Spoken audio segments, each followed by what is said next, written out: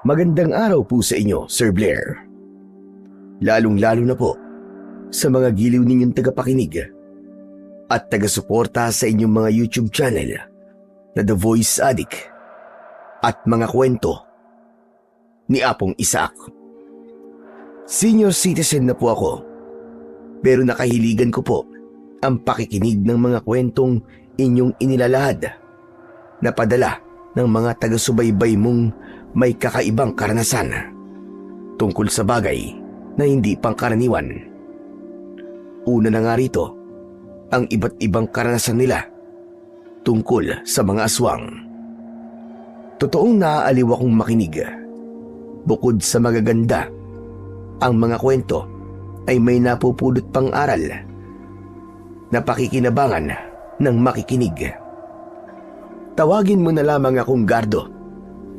Edgardo ang buo kong pangalan, pero mas kilala ako sa tawag na Tata Gardo.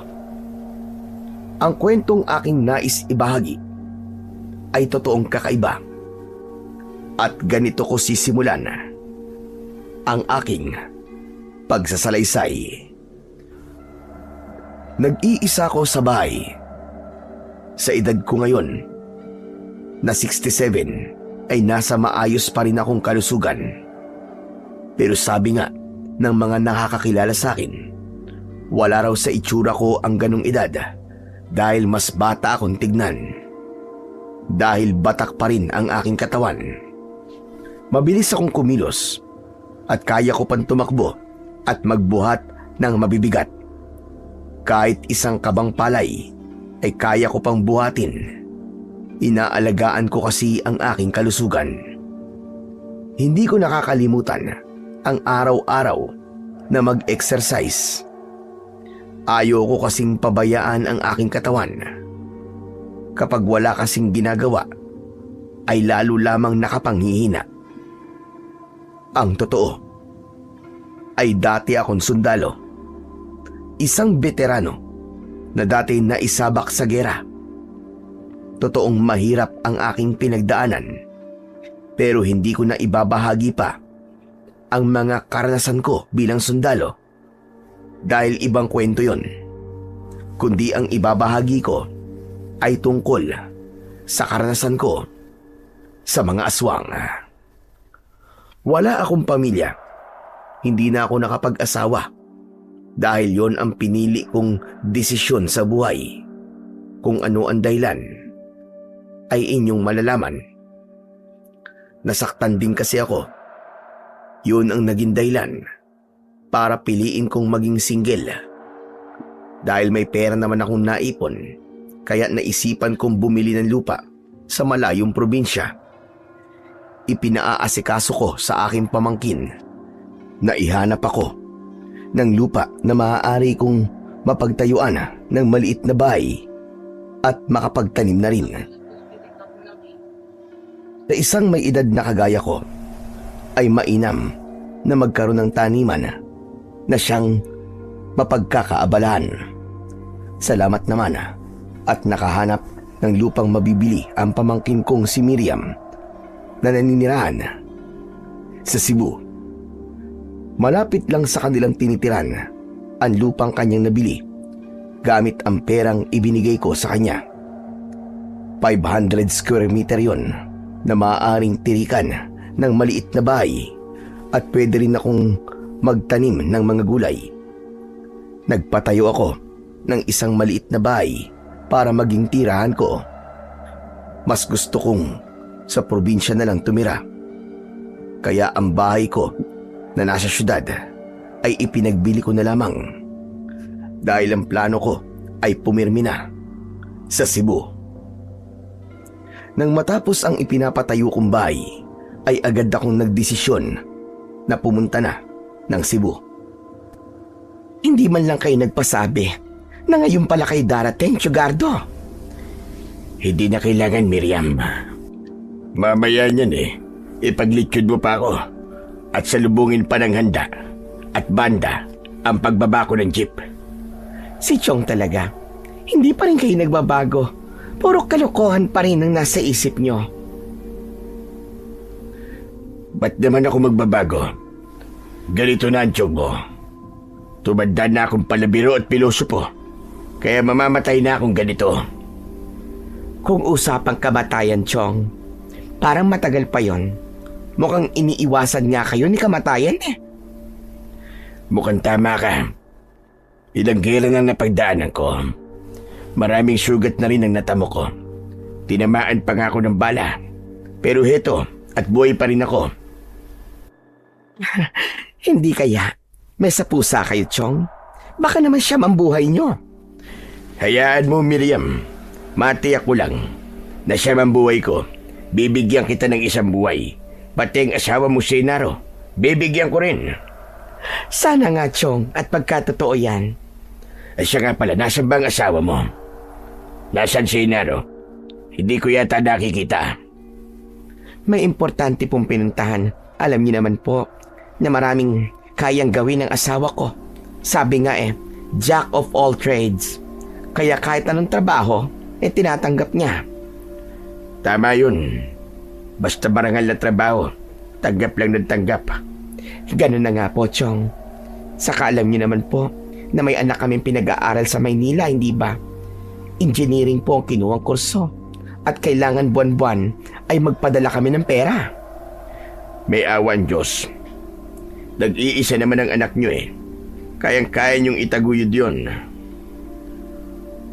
Napasarap na ang kwentuhan natin, Chong. Hindi ko pa pala kayo naaalok na kumain. Buti naman at naalala mo.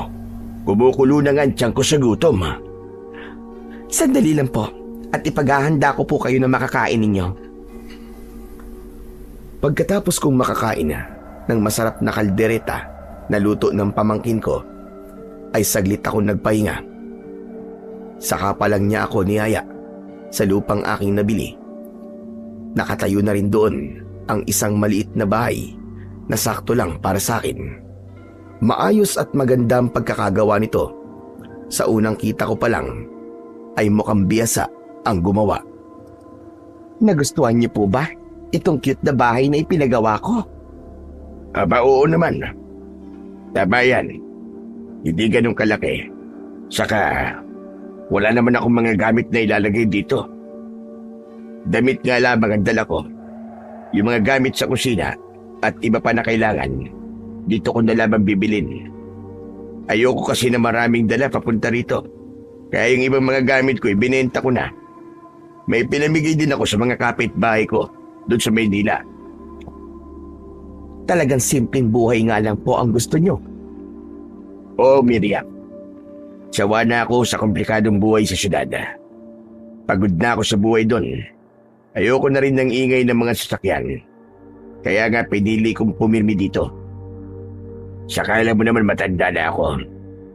Ano pa ba ang hihilingin ko sa buhay? Papunta na ako sa takip silib ng buhay ko. Yun nga lang, nakakalungkot na nag-iisa kayo. Kung bakit po kasi hindi kayo nag-asawa. Okay lang yun. Wala naman akong pinagsisisihan. Sobra kong na-enjoy ang pagiging binata. Kaya pati ang pag-aasawa, nakalimutan ko na. Pero pwede naman po, Chong. Kung gusto nyo ihahanap ko kayo rito, sabihin nyo lang sa akin. Abay, hindi na, Miriam. Sabi ko nga sa'yo, masaya na ako sa ganitong buhay. Walang iniisip na problema, kundi sarili ko lang. Totoo ang sinabi kong yun sa aking pamangkin. Masaya na ako na nag-iisa sa buhay. Kung sinasabi ng iba na malungkot na tumandang mag-isa, hindi para sa akin. Mas pinili ko yun at nakasanayan ko na rin. Mahirap nga yung may kasama ka, pero hindi kayo masaya dahil sa problema. Kaya walang issue sa akin kung nag-iisa man ako. Sabi nga, kanya-kanya tayo ng kapalaran at kanya-kanya tayo ng pinipiling buhay. Dahil halos wala pang gamit ang bahay na aking ipinatayo, kaya kinabukasan ay nagpunta ako ng bayan para bumili ng aking mga pangunahing kailangan. Bumili ako ng mga gamit sa kusina at mga dilatang pagkain. Mas gusto kong maging payak o simple ang pamumuhay ko sa probinsyang aking piniling tirahan. Nag-aasikaso ko ng mga gamit na aking pinamili nang maramdaman kong may pumasok sa aking kubo. Akala ko'y kung sino na yon. Si Hinaro pala, ang asawa ng pamangkin kong si Miriam. Ricardo! Oh, baka kailangan mo ng tulong ko. Wala akong trabaho ngayon. Salamat na lamang, Hinaro. Pero kaya ko na ito. Sigurado po ba kayo? Abay, oo naman. Saka maayos naman itong kusina. May upuan na rin na ipinagawa si Miriam. Kaya ayos na ako dito. Itatabi ko lamang itong mga pinamili ko sa bayan. Basta't kailangan niyo ho ng tulong, Chong, ha? Sabihin niyo lang po. Andyan lang naman kami ni Miriam sa kabilang bahay. Tawag lang po kayo. Sige, Naro. Ay, teka, siya nga pala. Wala ba kayong nagiging problema ng asawa mo? Saglit na natigilan si Hinaro. Bumuntong hininga ng malalim. Ibig sabihin ay meron, Hinaro. Hindi ko po alam kung may tuturing bang problema yun, Chong. Bakit? Ano ba yun? May nanggugulo po sa amin. Lalo na po kay Miriam. Sino ba yun? Sabihin mo sa akin at ako bahala. Yun nga po problema eh. Hindi pa namin siya nakikita eh. Ano ka mo? Paano mo nasabing nanggugulo? Eh, hindi niyo pa pala nakikita. Hindi po kasi basta nagpapakita sa amin. Pero nararamdaman po namin. Lalo na po kapag gabi. Tumbukin mo na nga yan sinasabi mo, Hinaro. Gusto mo pang mag-isip ako eh. Ano ba yun? Sabi nung albularyo na nilapitan namin, isang kapre nang gugulo sa amin. Kursunada daw niya ang asawa ko. Apat lokong kapre yun ha. Talagang kinursunada pa ang pamangkin ko si Miriam. Ganun na nga po, Tiyonggardo. Madalas nga po may bulaklak na iniiwan sa labas ng pinto ng bahay namin. Lalo na kapag kabilugan ng buwan. Minsan may kasama pang ang prutas eh. Hindi nabanggit sa akin ni Miriam ang tungkol dyan ha. Baka po nakalimutan lang. O kaya nahihiyang sabihin sa inyo. Abay bakit naman? O sige, hayaan mo, Hinaro. Ako ang bahala dyan. Ano pong ibig niyo sabihin, Chong? Malalaman natin kung totoong kapre ba nangungursunada sa asawa mo. Dapat tigilan na niya ang kanyang ginagawa. Ang sabi po kasi mas mahirap daw kapag pakikialaman eh. Baka magalit at kung anong gawin sa amin dalawa. Hindi naman maaaring ganyan ang ginagawa niya sa inyo. Paano kung magsawa siya sa pagbibigay ng bulaklak at may ibang gawin? Maaaring dukutin niya si Miriam. Kaya ho ba niyang gawin yun? Hindi natin masasabi, Hinaro. Dahil hindi siya pangkaraniwang nilalang. Sabi mo nga kay Kapre, di ba? May kakaibang kapangyarihan yan. Kung ganun po, talaga kailangan namin ng tulong ninyo. Kaya sabi ko nga, ako nang bahala. Gagawa natin ang paraan yan. Hindi ko inaasahan na may ganun palang problema ang mag-asawa. Gaya ng aking ipinangako kay Hinaro, handa ko silang tulungan. Kaya nga lang, tila ayaw ni Miriam sa aking pangakong tulong sa kanila. Hinaro, ano ka ba naman? Hindi mo na lang sana sinabi kay Tiyonggardo. Ano ka ba? Hindi maaaring manahimik na lang tayo at hindi yun sabihin sa kanya. Nag-aalala kasi ako. Saan naman? Baka kasi kapag may ibang nakialam ay magalit lang siya. Pati si Tiyonggardo ay madamay at guluhin ang buhay. Miriam, baka may paraan si Chong. Kaya nga lang ako ng tulong eh. Ang naiisip ko kasi ay baka maging bayolente siya kapag merong nakialam sa kanya. Pero ikaw ang inaalala ko, Miriam. Mamaya, bigla ka na lamang mawala. Kunin ka niya. Hindi naman siguro, Hinaro. Ano bang hindi? Hindi siya tao. Kaya mahirap maging kampante tayo. Delikado para sa atin. Hindi ko rin naman maaaring pabayaan na patuloy na guluhin ng nilalang na yon si Miriam. Kaya bumuo ko ng plano. Kailangan malaman ko kung totoo ngang isang kapre ang sinasabi ni Hinaro na kumukursunada kay Miriam. Kaya ng sumunod na gabi, yun ang tamang pagkakataon para sa aking gagawin. Simula ng pagbibilog ng buwan. Madalas, yun ang panahon na lumalabas siya sa kanyang pinagkukubliang lungga. Kaya nga, madalas nakikita siya sa itaas ng puno. Ang malalaking puno ang sinasabing tirahan ng kapre. Kaya hinanap ko ang puno na malapit sa bahay ni na Miriam. Nakita ko yun. May makakapal na dahon at malalaki ang sanga. Sa aking pagtansya, ay matanda na ang punong yun dahil sa malalaking ugat nito na lumitaw na sa lupa. Ito ang uri ng puno na paboritong tirahan ng kapre. Nagtimpla ko ng matapang na kape para inumin. Paraan ko yun upang hindi ako dalawin ng antok. Kaya may pagkakataon akong magbantay hanggang sa lumitaw ang kapre na sinasabi ni na Hinaro. Inihanda ko na rin ang aking gagamiting sandata kung sakaling manakit o may gawing hindi maganda ang naturang nilalang. Nagsimula ng sumikat ang buwan. Sumilip ako sa bintana ng aking bahay. Mula roon ay makikita ko ang nilalang na maaaring magpunta sa may pinto ng bahay ni na Miriam. Hanggang sumapit ang sandaling hinihintay ko. Napansin ko ang isang anino na papalapit sa pinto nila. Maaaring yun na nga ang kapre na kanilang sinasabi. Kaya lamang, wala akong makitang liwanag ng apoy. Dahil nga, ang isang kapre ay sinasabing nananaba ko. Kundi ang nararamdaman ko ay mga yabag. Ganun na lamang ang gulat ko nang makita ko mula sa lugar na kinaroroonan ko ang isang nilalang na nakatayo malapit sa pintuan ng bahay ni na Miriam. May dala itong bulaklak gaya ng ikinikwento ni Hinaro. May kasama rin itong ilang piraso ng prutas, subalit hindi kapre ang aking nakita, kundi isang tikbalang. Malakas ang pakiramdam ng tikbalang na yon. Alam niya na may ibang nakakakita sa kanya. Kaya pagkatapos niyang ilagay sa harapan ng pintuan ang dalang bulaklak at prutas, ay nagpaikot-ikot siya sa bahay na tila may hinahanap. Samantala, lumabas naman ako ng bahay. Handa akong kumprontahin ang kakatwang nilalang na nakita ko. Alam kong meron din akong pakikinabangan sa kanya. Kaya inihanda ko ang aking latigo. Isang kabayong tao ang anyo ng tikbalang.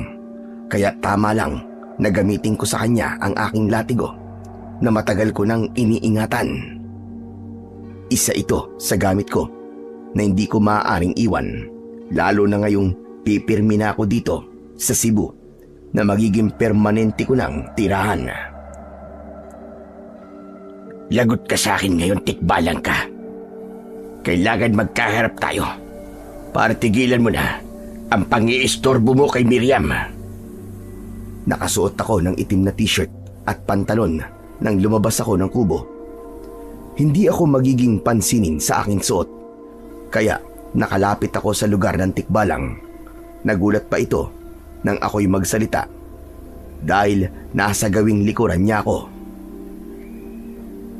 Magugulatin ka yata. Malakas ka bang uminom ng kape? Ha, tikbalang? Nakatitig lang sa akin ang tikbalang. Kumislap pa ang kanyang mata dahil sa liwanag ng buwan. Biglang umusok ang ilong nito na tila ba nagagalit. Kasunod ay ang halinghing nito na pagpapahayag ng inis. Bakit tikbalang niya? Naistorbo ba kita? Kaya lang naman ako nagpakita sa'yo ay para sabihin na tigilan mo ng pamangkin ko si Miriam. Huwag mo na siyang istorbuin. Saka may asawa na siya. Nakikinig at nagmamasid lang sa akin ang tikbalang, pero napapansin ko na panay ang kalahig ng isa niyang paa sa lupa. Pagpapakita yon na hindi siya komportable. Ayaw siguro na sinisermonan siya. Minsan pa ay lumikha ng tunog ang tikbalang. Tunog ng katulad ng isang kabayo. Kasunod nun ay palundag na lumapit. Aatake sana sa akin ang tikbalang. Bumagsak siya malapit sa harapan ko. Agad kong pinaikot at iwinasiwas ang aking hawak na latigo. Pumulupot yun sa leeg ng tikbalang. Saka bigla kong hinila. Nasakal ang impakto at lalong nagalit. Mas hinigpitan ko pa ang paghila sa latigo. Alam kong sa pagpaslang ng nilalang na katulad ng tikbalang ay dapat unahan lang. Kapag mas mabilis kang kumilos at dumiskarte, wala na silang magagawa pa. Kaya yun ang ginawa ko. Ang unahan siya para hindi na siya makakilos pa. Mukhang tama naman ang naging diskarte ko dahil nahirapan siyang alisin ang nakapulupot na latigo sa kanyang leeg. Alam kong malakas siya, pero dahil hindi pangkaraniwang lubid ang latigo at pangontra ito sa mga nilalang na katulad ng tikbalang, wala itong nagawa. Saglit pa ay bumulagta ito. Hindi ko agad inalis ang latigo na sumakal sa kanya. Nag-alala ko na maaaring nagkukunwari lang. Pero nang sipain ko siya, ay hindi na siya gumalaw pa. Mas malakas ako kaysa sa tikbalang. Yun ang naisip ko. Pero hindi lang lakas ko ang dahilan kung bakit nagawa kong talunin ang tikbalang na yon, kundi sa tulong na rin ng kakaibang latigo na aking ginamit. Nakabuka ang bibig ng tikbalang. Kitang-kita ko ang kanyang mga ngipin. Kaya sinipat-sipat ko yon hanggang makita ko ang aking hinahanap. Heto na ngayon. Ito lang ang namumukod tangi. Kaya itong ngipin na ito ang dapat kong kunin.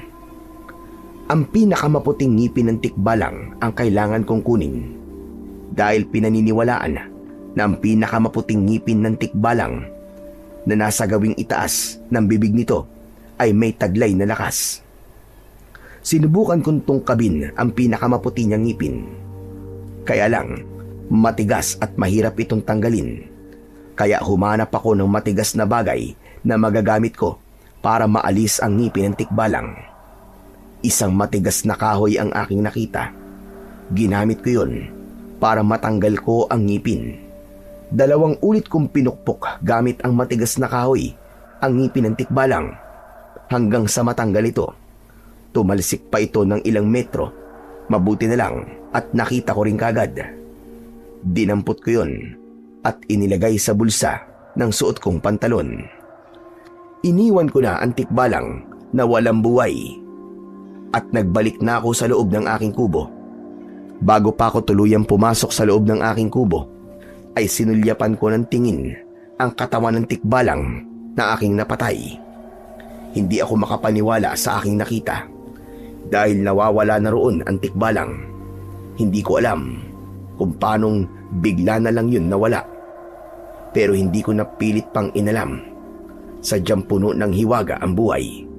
Lalo na't hindi pang karaniwang nilalang ang hayop na aking napatay. Kinabukasan ay ipinaalam ko sa mag-asawa ang tungkol sa pagkakapatay ko sa nilalang na kanilang kinatatakutan. Bagay na hindi nila kagad pinaniwalaan. Joke po ba yan, Chonggardo? Jaski kang bata ka. Ba't naman ako magjojoke? Hindi po kasi makapaniwala si Miriam na mapapatay niyo po ng ganong kadali ang kapre. Saka hindi naman kapre ang nilalang na kumukursunada kay Miriam kundi isang tikbalang. Ano ho? Tikbalang? Oh, tikbalang. At alam kong mas mapanganib ang tikbalang. Pero kung talagang napatay niyo sa Chonggardo, matatahimik na kami. Kaya lang bakit kaninang paggising namin, wala kaming nakitang anuman. Yan din ngang ipinagtataka ko, Hinaro Paanong bigla na lamang naglaho ang tikbalang na yun? Wala man lang naiwang marka para patunayan ko sana sa inyo na napatay ko ng tikbalang. Malalaman din po natin yan, Chong. Mabuti pa po, dito na kayo mag-almusal sa bahay. Naghanda po ako ng sinangag at daing na bangus. Paborito niyo po yon, alam ko. Kapag ganyan ang ipang-iimbita mo sa akin, aba, hindi talaga ako makakatanggi. Naghanda na nga ng mesa si Miriam. Dahil sa kanyang sinabing pagkain ay bigla kong nakaramdam ng gutom. Nang dudulog na kami sa mesa para kumain, bigla kaming nakarinig ng tila may napuputol na kahoy. Ano yun? Parang may nabaling sanga ng puno ah. Matanda na kasi ang ilang puno dito sa lugar natin, Hinaro. Baka may nabali lang. Sandali nga at titignan ko. Baka mamaya kung ano nang nabagsakan nun. Tumayo si Hinaro at nagpunta sa may pinto ng kanilang bahay. Bigla niya kaming tinawag. Miriam! Chong! Hali muna kayo! Nagmamadali kaming tumayo ni Miriam at pinuntahan si Hinaro. Itinuro niya ang kanyang nakita na nagdulot sa kanya ng pagtataka. Yung matandang puno na sinabi nating tiraan ng maligno, biglang naputol. At tignan mo, oh, biglang nangitim ang mga dahon. Parang natutuyo na. Aba, oo nga, Hinaro. Kahapon lang maayos pa naman yan at makapal ang dahon. Pero ngayon, parang nagbabagsakan ng mga dahon. Paano nangyari yun? Sabi ko nga sa inyo, wala na ang nilalang na pinaniniwalaan yung nakatira dyan. Yung tikbalang na napatay ko, na akala nyo ay isang kapre. Kung biglang naggaganyan ng puno, Chong, totoo nga po ang sinabi nyo. Tama ka, Miriam. Dahil hindi basta mamamatay yung puno kung walang kakaibang nangyari. Ang punong tirahan ng tikbalang ay maaaring karugtong na rin ng kanyang buhay. Kaya nang mapatay ko ang tikbalang, unti-unti na rin mamamatay ang puno. Kung ganun, tapos na ang problema namin. Wala namang gugulo pa dahil naglaho na ang kumukursunada sa'yo, Miriam. Magiging palagay na rin ang loob ko, Chong. Kaya salamat po. Maraming salamat po sa ginawa niyong pagtulong sa akin. Sabi ko naman sa inyo akong bahala. Gagawan ko na solusyon ng problema nyo. Ngayon nagawan ko ng paraan, kaya magiging payapa na uli ang buhay ninyo. Mabuti pa't bumalik na tayo sa mesa. Baka lumamig na ang pagkain. Bumalik kami sa mesa upang ipagpatuloy ang naudlot naming pagkain. Patapos na ang pagkain namin nang makarinig naman kami ng sigawan mula sa labas ng bahay. Ano yun? Parang nagkakaingay Parang nagtatakbuhan. Mukhang may iba pang problema dito sa baryo nyo. Hindi ko nga alam kung bakit tila nagkakasunod-sunod na yata ang problema dito sa baryo. Tumayo ako at iniwan ang pagkain. Tutal halos tapos na rin ako. Lumabas ako para malaman ang nangyayari kung bakit nagkakaingay ang mga tao. Agad na nahagip ng aking mga mata ang dalawang lalaki na duguan. May mga kalmot sa muka at may kagat sa leeg. Lumapit ako at nakiusyoso. Hindi ko mapigilang magtanong sa matandang babae. Mawalang galing na. Ano ba nangyari sa kanya? Hindi na nga nagawa pang sumagot ng matabang babaeng tinanong ko, kundi ang agad na sumagot ay ang isa sa dalawang lalaki na may sugat sa muka at duguan ang katawan. May umatake sa amin. Dalawa. Nang papunta kami sa gubat. May mga halimaw na gustong pumatay sa amin. Kapitan Esmeralda. Hindi ligtas ang baryo natin. May mga halimaw. Maraming aswang. Mga aswang? Ang gumawa ng ganyan sa kanila? Opo. At gayon lang ito nangyari dito sa baryo namin. Kapitan Esmeralda, hindi sila pangkaraniwang aswang. Napakadelikado nila. Kung gano'n, ay kayo pala ang kapitan rito. Oo, Tatang. Esmeralda ang pangalan ko. Ngunit ang tawag nila sa akin dito ay Kapitan Esme. Ako naman si Gardo.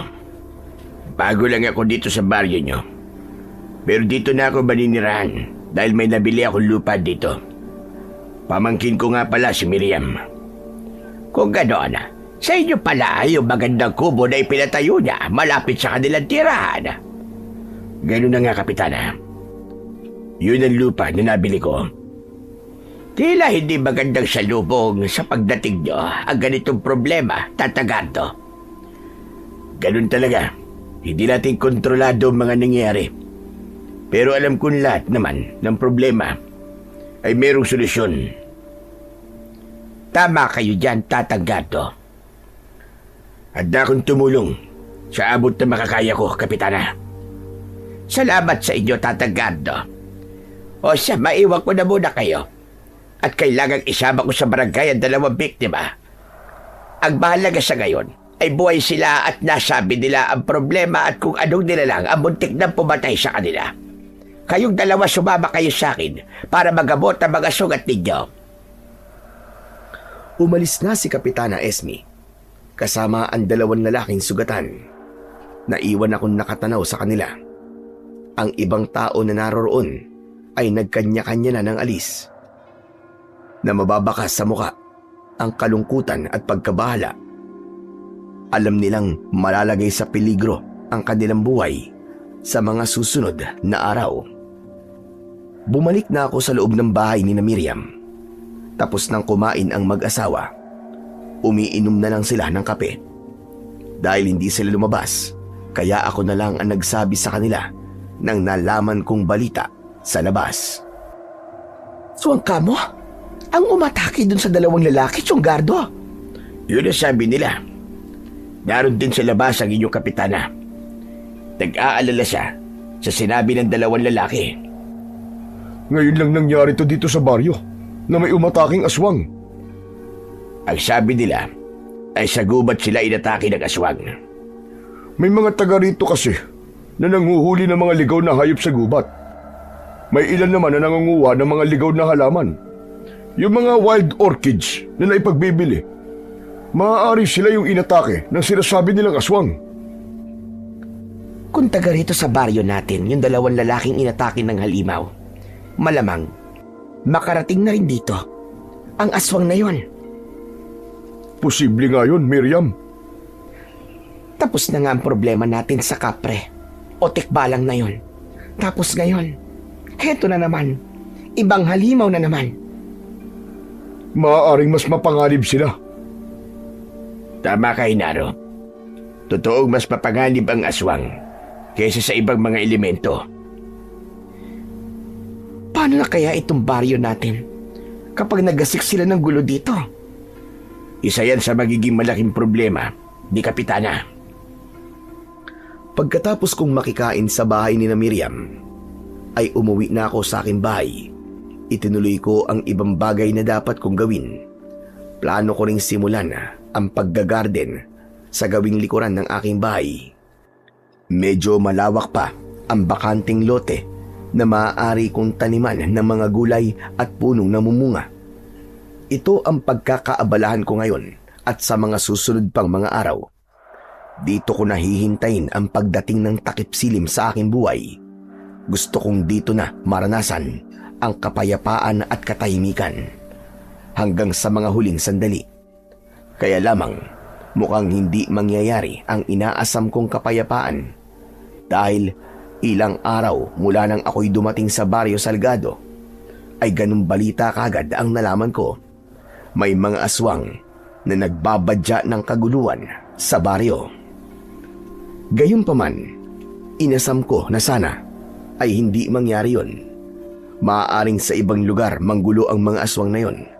Kaya nga lang, mga masasamang nilalang sila at ang puntirya nila ay magatid ng gulo sa mga mapayapang lugar. Kaya hindi magiging ligtas ang baryong kinaroroonan ko. Hindi nangyari ang aking inaasam na katahimikan dahil ng mga sumunod na araw ay may mga bagong balita na lalong nagdulot ng pangamba sa mga taga-baryo. Mukhang nagsisimula na nga silang manggulo, Chong. Sino, Miriam? Ang mga aswang. Kanina, nung nagpunta po ako sa tindahan para bumili, ay narinig ko ang usap-usapan ng mga tambay doon. Ang sabi ng ilan sa kanila, may mga alaga silang pinatay. sa idang dugo ng ilan sa mga alaga nilang baboy, yung mga kambing at yung mga manok nila. Mga hayop na hindi lumalaban ng mga yon. Ganun na nga po, Chong. Yung mga hayop na walang magagawa kapag inatake. Mga aswang daw ang may kagagawan. Yun ang hinala nila, Chong. Sa ngayon, ay mga alaga nilang hayop ang binibiktima ng mga aswang. Nakakatakot na sa mga susunod na araw. Baka mamaya ay mga tao na. Hindi malayong mangyari yun. Ang mahirap ay baka puntiryahin nila ang mga bata. Maaaring gano'n na nga, Chong. Lalo na ang balitang narinig ko ay kakaibang uri daw sila ng aswang. Hindi lang sila sa gabi umaatake kundi kahit na araw. May kakayahan din daw silang gumala kung araw, pero nasa anyo ng isang pangkaraniwang tao. Kung gabi naman ay naroon ng kakayahan nilang magpalit ng nakakatakot nilang anyo, ang pagiging isang halimaw. Kung ganyan ang kaya nilang gawin, maaaring may mga aswang na nakapasok na dito sa baryo. Yun nga ang mahirap, Chong. Dahil iba't ibang tao na rin ang nakakarating dito sa baryo. At maaari sila magkunwaring mga naglalako ng kung ano-anong pagkain. Pero ang motibo pala nila ay ang pag-aralan ng lugar na ito para sa kanilang masamang plano. Ganun na nga po. Kaya lalong delikado ang mga taga rito. Nakikiramdam ako at nagmamasid sa mga nangyayari at kung anong planong gawin ng kapitana dahil sa masamang balita na yon.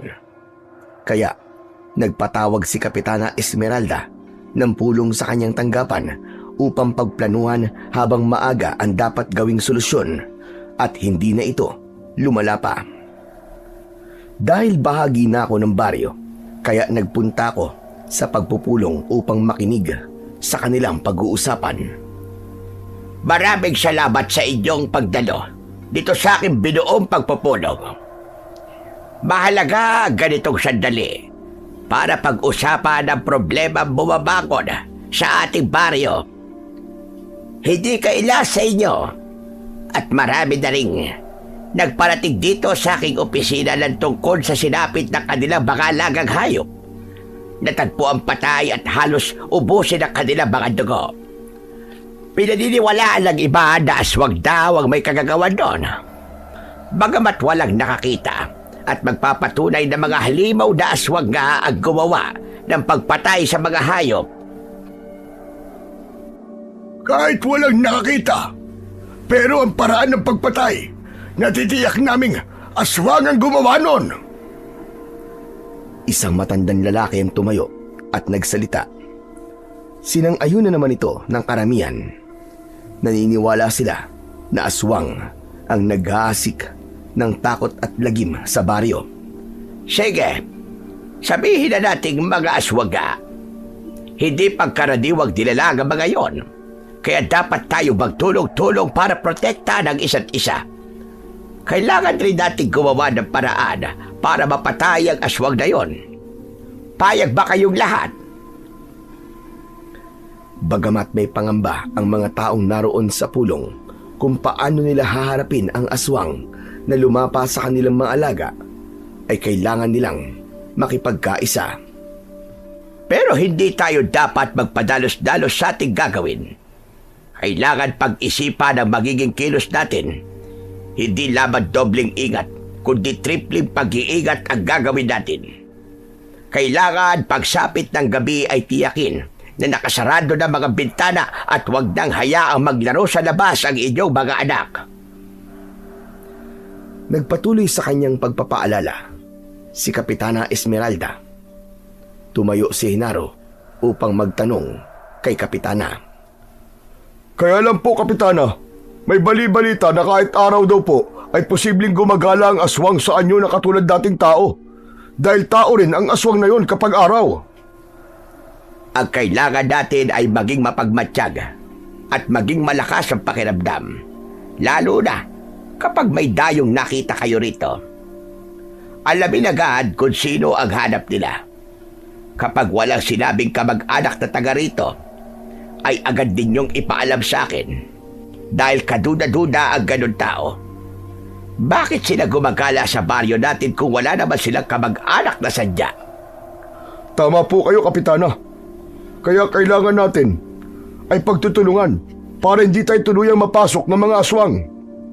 Kaya maghanda rin kayo ng mga sandata o kahit na ano pang armas na maaaring gamitin laban sa kanila. Huwag maging kampante, kundi maging alerto sa lahat ng oras. Maayos ang naging pag-uusap sa barangay. Dahil bago lang ako sa lugar, ay ayoko ring makialam sa kung anong plano nila. Ayoko ring magmukhang nagpapabida at mayabang. Hindi ko pa ganong kabisado ang ugali ng mga taga-baryo. Kaya lamang, sa kabila ng mga ginawa nilang paghahanda, ay may napapabalita pa ring nabibiktima ang aswang. May mga alagang hayop pa ring natatagpuang pinatay. Subalit nasaan nga kaya ang mga sinasabi nilang aswang at saan namumugad ang mga ito? Kaya naglaro sa isipan ko kung nasaan at ano ang ginagawa ng mga ito. Hindi maaari na ganito na lang kami dito sa gubat. Nangihina na ang aking mga kasamaan dahil hindi sapat ang lamang loob ng mga hayop at dugo nila para mapunan ang aming gutom. Kailangan gumawa ako ng paraan. Paumanhin sa abala, Pinunong Barbaro. Anong kailangan mo? May mga kasama tayo nagkakasakit. Ang iba ay patuloy sa panghihina. Bakit? Hindi ba sila kumakain? Binigyan ko naman ng sariwan laman ng hayop. Pero tinatagyan nila Hindi raw makakatulong yon para mapunan ng gutom at lumakas sila. Ano bang gusto nila? Sariwang laman daw ng tao at dugo. Pinunong Barbaro, yun ang kailangan natin para magkaroon tayo ng lakas. Yun ang sikreto ng lakas nating mga aswang. Kaya paano tayo kung patuloy na magtitiis sa mga hayop na nabibiktima natin? Naiintindihan ko kayo. Kaya lamang, pagbabago ang nais nyo, hindi ba? Baka hindi tayo umabot sa sinasabi niyang pagbabago kung isa-isa na tayo mamamatay. Kunting tiis pa. Malalagpasan din natin ang lahat ng ito. Gusto kong patunayan na kaya ring magbago ng mga katulad dating aswang. Akin nang nababalitaan dati pa na may iba't ibang uri ng aswang. May aswang na walang awa at ang nais lamang ay pumatay at maghasik ng kasamaan. Subalit may aswang din naman na napapagod na rin sa paggawa ng kasamaan at nais magbago. Samantala, naging maigpit ang ginawang pagbabantay ng mga taga-baryo hanggang sa may nakita silang dayo na sa palagay nila ay isang aswang. Kaya sa galit ng ibang kalalakihan ay pinatay nila ang mga nakitang dayo. Pagkatapos patayin ay sinunog nila para tiyakin ang kanilang kamatayan. Kaya lamang kwinestyon yun ni Kapitana. Nagdesisyon kayo na hindi mo na ipinapaalam sa akin? Bakit hindi nyo muna sinabi ang tungkol sa mga dayo na pinatay ninyo? Dapat ikinulong o iginapos nyo muna para nakausap ko. Ang paliwanag ng lalaking kausap ni Kapitana ay natakot sila na baka biglang magbago ng kanilang anyo ang mga yon at atakihin sila. Paano kung nagkamali pala kayo? Paano kung magreklamo ang pamilya ng mga yan? Hindi lang kayo mananagot at mapapahamak kundi maging ako rin. Hindi kayo nag-iisip. Samantala, ang pangyayaring yun ay hindi naging lingid sa kaalaman ng pinuno ng aswang na nagkukuta sa gubat. Hindi maaari ito. Nagpipilit tayong ayusin ang buhay natin. Pero ganito pa ang igaganti nila. Ang patayin ang kasama natin ng walang kalaban-laban. Hindi ito maaari. Malupit sila. Malupit ang mga taong yun. Hindi ako makapapayag na iisa-isayin nila tayo na hindi lumalaban. Hindi matanggap ng pinunong aswang ang naging kaapihan at nangyari sa kanilang mga kasamahang hinihikayat sana niya para sa pagbabago. Kung traidora na gusto nila, ipapalasap natin sa kanila yun. Mula sa araw na ito, hindi na tayo magtitiis. Binabawi ko na ang aking planong pagbabago ng ating lipi. Dahil baliwala naman pala tayo sa kanila. Itinuturing pa rin nila tayong kalaban. Ayaw nila tayong bigyan ng pagkakataon para magbago. Kaya hindi lang mga hayop ang ating magiging biktima, kundi maging mga tao.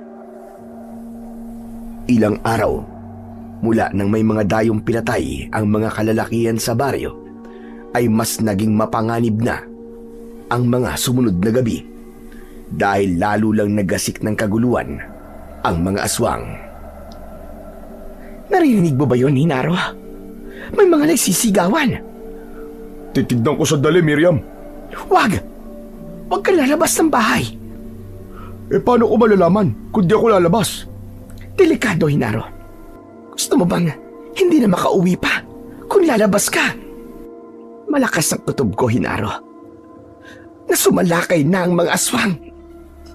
Bakit nila gagawin yun? Dahil sa ginawa ng mga kalalakihan. Di ba'y kinagalit pa ngayon ni Kapitana? Nagpadalos-dalos sila. Ibig mo sabihin naghihiganti sila? Yun ang naiisip ko. Posibleng aswang nga ang mga yon. Kung ganun, baka simula na ito ng lalo panlagim. Ang labanan ng mga tao at aswang. Kaya nga wag ka nang lumabas pa. Napigilan ni Miriam na wag lumabas ng bahay ang kanyang asawang si Hinaro. Ako man ay namalagi sa loob ng bahay at nakiramdam. Kinabukasan, malaking balita ang pangyayaring yun. Marami ang natagpo ang sugatan at may mga pinatay ang mga halimaw. Mga aswang nga raw na galit ang sumugod sa baryo. Saan po ang punta nyo, Chong, at nagmamadali kayo? Kailangan kong makita yung sinasabi nila mga pinatay ng aswang. Wag na po, Chong. Baka mamaya'y kumapano pa kayo. Gusto kong makita mismo ng mga mata ko. Saka huwag ka mag-alala, Miriam. Walang masamang mangyayari sa akin. Hindi na ako pinigilan pa ni Miriam.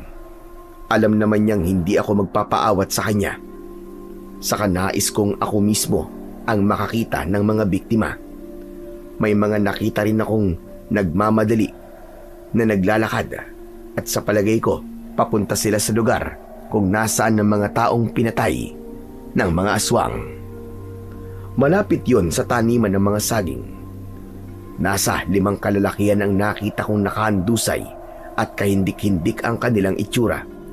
Duguan ang buong katawan at ang nakapangingilabot ay wakwak pa ang kanilang tiyan.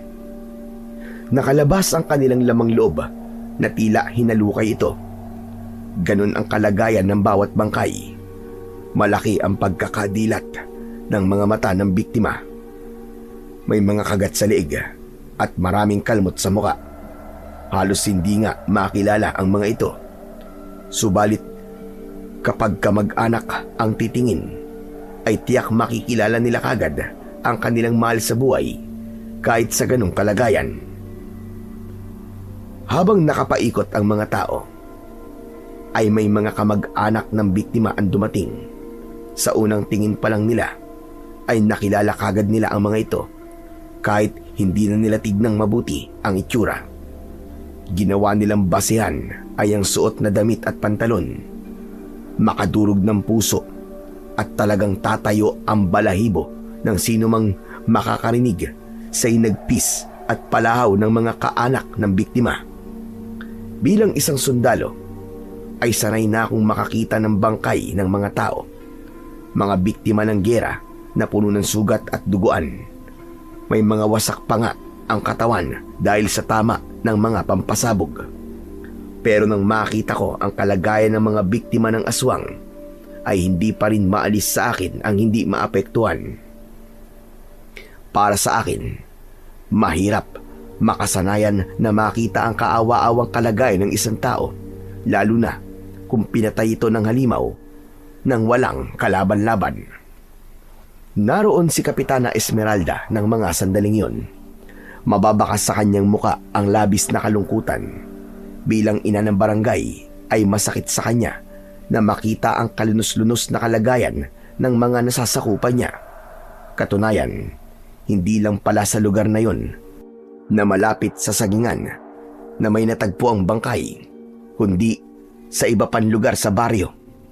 Meron ding natagpo ang malapit sa ilog. Kung gaano karumal-dumal ang ginawang pagpatay sa ibang biktima, ay ganun din sa iba. Mababakas ang matinding galit ng mga aswang na pumatay sa kanila. Hindi ba, Are? Sobra na ang nangyayaring ito.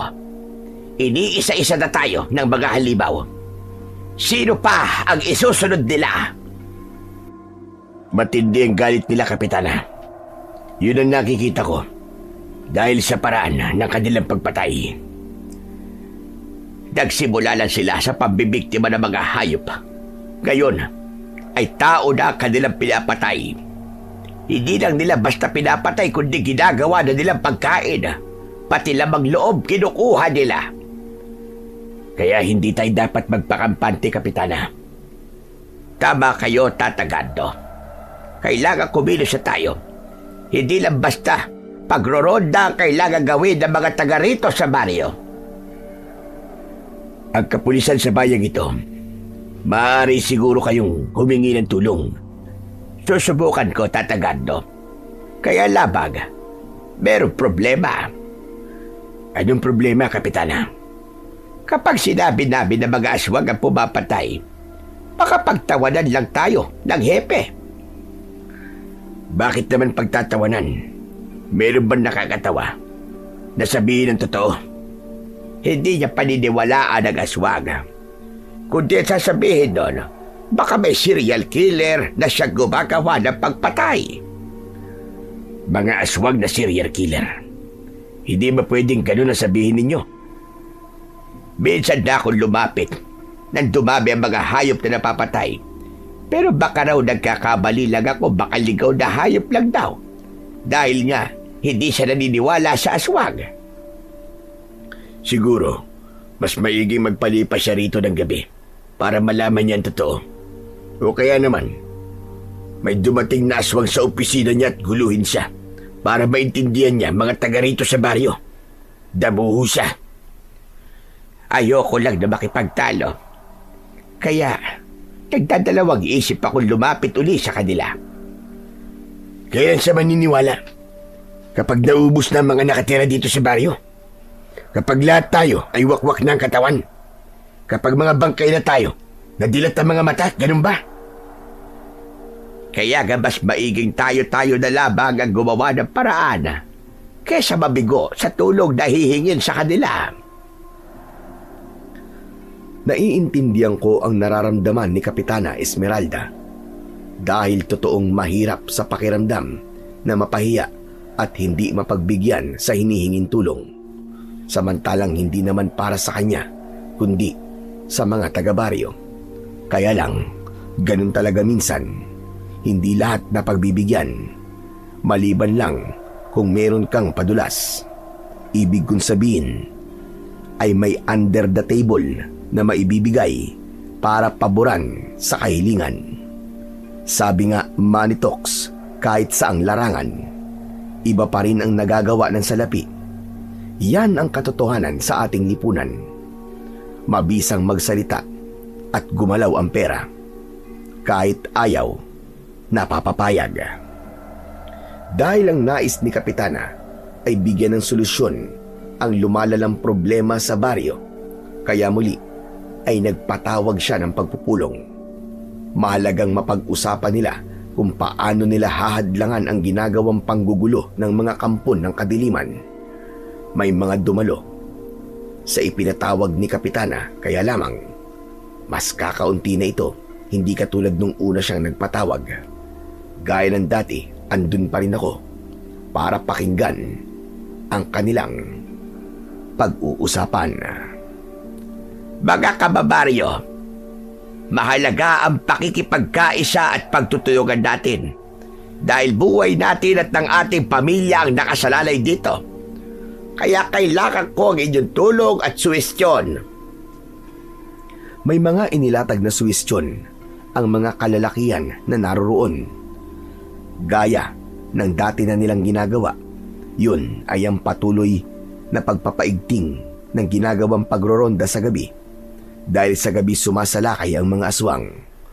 Meron ding nagsabi na kailangan ding sa araw ay may magbabantay dahil ang mga aswang ay tao ring katulad nila na pwedeng mambiktima kahit araw. May suwestyon na tinatanggap ni Kapitana, kaya lamang kapos sa mga taong magmamalasakit para sa pagbabantay. Dahil ang iba ay mas gusto pang magtago na lamang sa kanilang bahay kesa sa ipagsapalaran ang kanilang mga buhay. Ang mga kalalakihan na handang tumulong ay may taglay na katapangan at handang magbuwis ng buhay. Kaya lamang iilan lang sila. Hindi naman mapilit ni Kapitana ang iba. May ibang pamilya na mas gustong umalis na lang sa baryo kesa ipagsapalaran pa ang kaligtasan ng kanyang pamilya. Yun ang ginawa ng ibang pamilya na merong mapupuntahan at may kakayahang magpunta sa ibang lugar. Subalit ang mga mahihirap at walang kakayahan, lalo na sa pinansyal, ay piniling pumirmi na lamang at makipagsapalaran sa kahahantungan ng kanilang buhay. Iilan lamang ang nagboluntaryo para magronda, kaya kasama sila ng mga tanod na umiikot sa baryo. Ba't nagbihis ka, Hinaro? Saan ka pupunta? Sasama ako sa pagroronda. Ano ka mo? Sigurado ka? Oo naman. Gusto mo bang mamatay at magpakamatay, Hinaro? Hindi porket magroronda ako ay mamamatay na ako, Miriam. Alam mo naman, di ba, na yung umaatake dito sa baryo, mga aswang yun. Miriam, may mga dala naman kaming mga armas laban sa aswang. May mga pinagawang sibat si Kapitana. May kanya-kanya kaming dalang matatalas at mahahabang bulok na yung talim ay pinahiram pa ng langis na pinagbabara ng bawang. Kaya tiyak, tepok ang aswang na tatamaan nun. Kahit na ba, nakakatiyak ka ba na ganong kadaling talunin ng mga halimaw na yon? Hindi naman ako nag-iisa eh. Grupo kami. Kaya poprotektahan namin ang isa't isa, tulong-tulong kami. Hindi, Hinaro. Mas maiging tumahimik ka na lang dito sa bahay para walang mangyaring masama sa'yo. Hindi ako katulad ng ibang taga rito sa atin na mga duwag.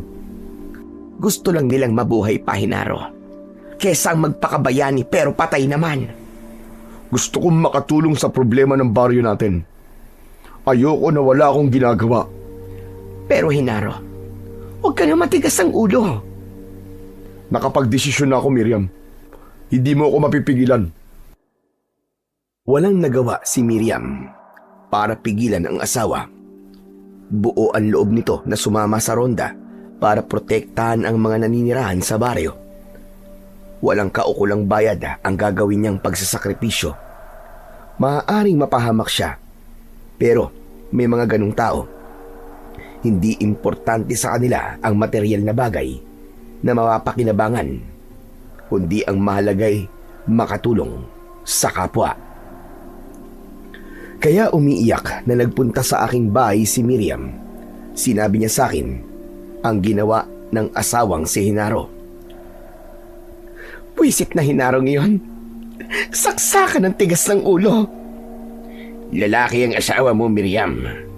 Gusto lang niyang ipakita na hindi siya duwag. Hindi nga siya duwag.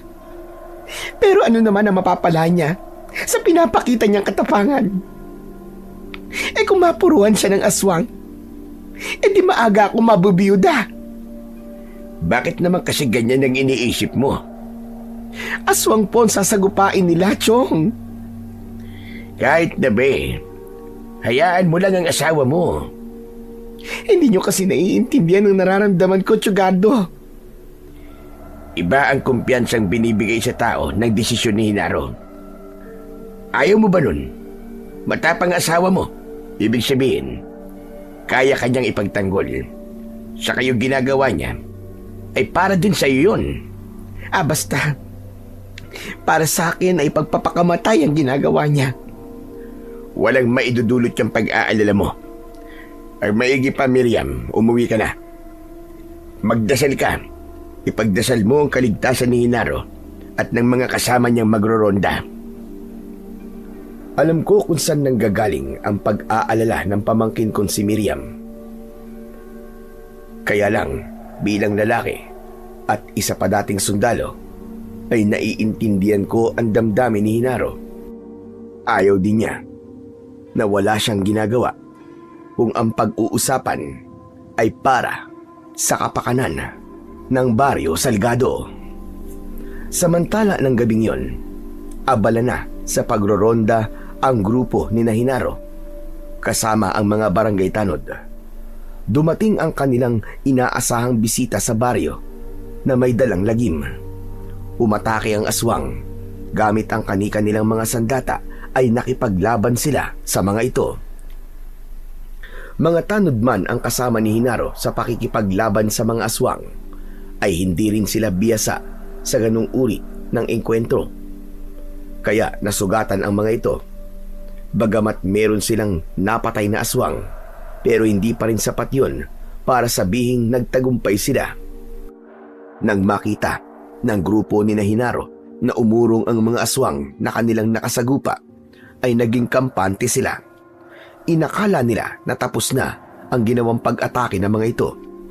Subalit nagkakamali sila dahil mula sa madilim pambahagi ng baryo ay muling lumusob ang grupo ng mga aswang. Hindi noon nakahanda si Hinaro at ang mga kasamaang tanod, kaya napatay ang ilan sa kanila at ang iba'y nasugatan.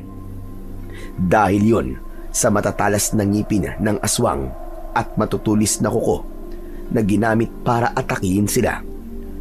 Maigi na lamang at mag-uumaga na noon. Sa unang pagtilaok ng manok, agad na umurong ang mga ito dahil hindi sila dapat abutan ng unang pagputok ng araw. Kapahamakan yun para sa kanila. Sila ang mga aswang na hindi kaya ang liwanag ng araw. Oras na abutan sila ng sikat ng araw at bumalik sa dati nilang anyo, ay mawawalan ng bisa ang kanilang kakayahan. Kaya sila'y nagiging pangkaraniwang tao. Panganib yun para sa kanila dahil hindi nila magagawang ipagtanggol ang kanilang sarili. Kaya lamang ang naging pag-atake ng mga aswang sa grupo ni Hinaro ay nag-iwan ng mga sugat sa kanilang katawan. Nakita mo na, Hinaro? Yan! Yan ang sinasabi ko sa'yo. Masyado kasing matigas ang ulo mo. Hindi naman namin akalain na may darating pang aswang eh. Natalo na namin yung unang grupo eh. Kaya lang biglang may sumugod at hindi kami nakahanda. Ang lalim ng mga sugat mo sa katawan. Yang mukha mo ay kalmot ng kuko. Buti na lang hindi tinamaan ng mga mata mo, kundi nabulag ka. Ang dami mo pa sinasabi. Gamutin mo na lamang ang mga sugat ko, Miriam. Ay nako, nakakainis ka talaga, Hinaro. Hindi ka kasi marunong makinig. Dinatnan ko sa kanilang bahay na panay ang daldal ni Miriam at pinagagalitan ang asawa na si Hinaro. Tama na yan, Miriam. Sa halip na dakdakan mo si Hinaro, ay gamutin mo na lang ang mga sugat niya. Kaya nga, ang dami niyang sugat, Chong. Tingnan niyo ang nangyari sa kanya. Ang importante, buhay pa naman ako, Miriam. Tama ang asawa mo, Miriam. Kinakampihan niyo pa ang kalokohan ng Hinarong ito. Hindi ko siya kinakampihan. Kundi naiintindihan ko lang ang kanyang ginagawa. Nagpapakamatay sa walang kwentang bagay, ganun ba? Ano bang walang kwentang bagay, Miriam? Para sa katahimikan ng baryo natin ang ginawa namin. Tama na yan. Huwag na kayong magtalo. Saka pala, may dala akong halamang gamot dito, Miriam. Dikdikin mo ito at ipatak mo ang katas sa kanyang mga kalmot at sugat. Tapos yung magiging sapal ay itapal mo sa malaking sugat niya at talian mo. Mabisa ho ba ang dahong ito? Oo naman. Dahil ang mga dahong yan ang ginagamit namin nung nasa serbisyo pa ako kapag may mga sugat kami dahil sa engkwentro. Kung minsan pa nga kami na ang kumukuha ng tingga sa katawan ng mga kasamahan namin na tinamaan ng bala. Tapos, yung dahon na yan ang ginagamit namin pantapal. Abay, gumagaling naman kagad ang sugat. Oh, narinig mo, Chong Gardo, Kaya sundin mo na lang ang utos niya para gumaling na ang sugat ko. Oo na, gagawin ko na. Pero hindi pa ako tapos sa'yo. Tandaan mo yan. Nagpunta na sa kusina si Miriam para hugasan ang mga dahon at dikdikin yon. Pagpasensyaan mo na lamang ang pamangkin ko, Hinaro. Wala ho yun, Chong. Naiintindihan ko naman po ang asawa ko. Pero ang totoo, ay hanga talaga ako sa katapangan mo. Kaya lang po, Chong. Nag-aalala na po kami. Saan naman? Dahil po sa nangyari sa amin, baka lalo lang kumonti ang magboboluntaryo para magronda. Dahil matatakot ng iba. Muntik na kasi kaming mapatay. Kundi lang nagsimula na sumikat ang araw, baka hindi na kami nakauwi ng buhay, Chong. Paano yan? Kung mababawasan pa kayo? Yun na nga pong iniisip namin Kapag wala na nagronda, paano na lang tong baryo? Tuluyan ang mapapamugaran ng aswang. Lilipunin na nila ang mga taga rito. Hindi dapat mangyari yun, Hinaro. Magiging balwarte na ng aswang ang baryo na to pag nagkataon. Posibleng mangyari yun, Chong. Ano pa kaya ang dapat namin gawin? Bagamat bago lang ako sa baryong yun, ayoko ring tuluyang pamugaran yun ng mga kampon ng dilim. Kaya dapat na siguro kong makialam. Kailangan kong gamitin ang aking nalalaman para tulungan ang mga taga-baryo. Pero hindi ako maglilider sa kanila, kundi may iba akong planong gawin. Hindi ko na muna sasabihin yun kay Hinaro at sa aking pamangkin. Ayokong may makakaalam ng aking binabalak. Sadyang nasa panganib na ang baryo sa kamay ng mga aswang na banta sa kanilang kaligtasan. Umabot na kasi sa sukdulan ang kanilang galit dahil hindi nila matanggap ang sinapit ng kanilang mga kasama. Ngunit hindi rin naman nila masisisi ang mga tao dahil naperwisyo ang kanilang mga alagang hayop na kanila din namang pinagkakakitaan. Dahil sa pagpatay sa mga ito ng mga aswang, ay nawawalan sila ng kabuhayan. Bagay na hindi naiintindihan ng mga nilalang mula sa kadiliman. Ngayon nga ay mas naging panganib pa sila sa mga taga-baryo. Hindi tayo titigil, mga kasama. Tuluyan na tayong ginalit ng mga tao. Kaya tama lang na maghiganti tayo at guluhin sila. Yun ang nararapat sa kanila. Lipunin natin silang lahat.